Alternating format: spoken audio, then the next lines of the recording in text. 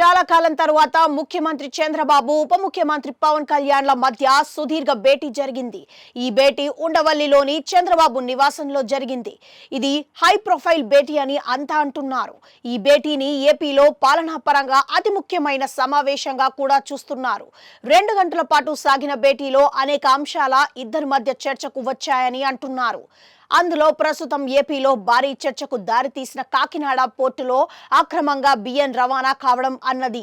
దీని మీద ప్లాన్ చాలా పట్టుదలగా ఉందన్నారు. ఇక్కడ అక్రమ కార్యకలాపాలు పెద్ద ఎత్తున సాగుతున్నాయని అంటున్నారు.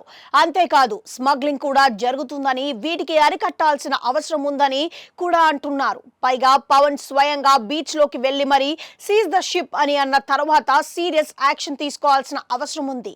ఈ మొత్తం విషయాలను చంద్రబాబు పవన్ చర్చించారని, కాకినాడ పోర్టులో అక్రమంగా సాగుతున్న కార్యకలాపాలకు చెక్ పెట్టాలని చూస్తున్నారని అంటున్నారు. చంద్రబాబు తన నైపుణ్యాన్ని జోడించి ఈ అంశాన్ని ఒక కీలకమైన ముగింపు కనుగొనాలని పవన్ కోరారని అంటున్నారు. ఈ విధంగా ప్రభుత్వం కట్టుదిట్టమైన చర్యలతో రంగంలోకి దిగితే కనుక కాకినాడ పోర్టులో అక్రమ కార్యక్రమాలు కూడా పూర్తి స్థాయిలో తగ్గుతాయని అంటున్నారు. మరోవైపు రాజ్యసభ సీట్లు ఏపీలో 3 భర్తీ కానున్నాయి. వీటిలో 2 టీడీపీకి, 1 బీజేపీకి అన్న ప్రచారం సాగుతోంది. జనసేనకు ఈసారి ఛాన్స్ లేదని అంటున్నా ఈ విషయంలోనూ కూటమి పెద్దలుగా బాబు పవన్ కులాకుశంగా చర్చించారని అంటున్నారు.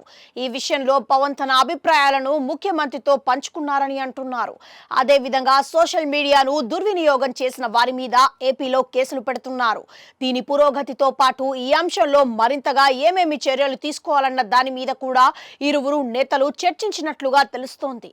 మరోవైపు చూస్తే సోషల్ మీడియాలో అనుచిత వ్యాఖ్యలు చేసి పోస్టింగ్లు పెట్టిన వారి మీద కేసులు నమోదు చేయడంతో గత కొంతకాలంగా సోషల్ మీడియాలో అసభ్య పోస్టింగులు తాకిడి తగ్గిందని కూడా అంటున్నారు. దాంతో ఇంకా ఏమి చేయాలన్న దాని మీద కూడా చర్చించారని అంటున్నారు. మంగళవారం ఏపీ కేబినెట్ మీటింగ్ ఉంది. అందులో చర్చించవలసిన అంశాలు, అంతేకాకుండా ఆమోదించవలసిన అంశాల గురించి చర్చించారని అంటున్నారు.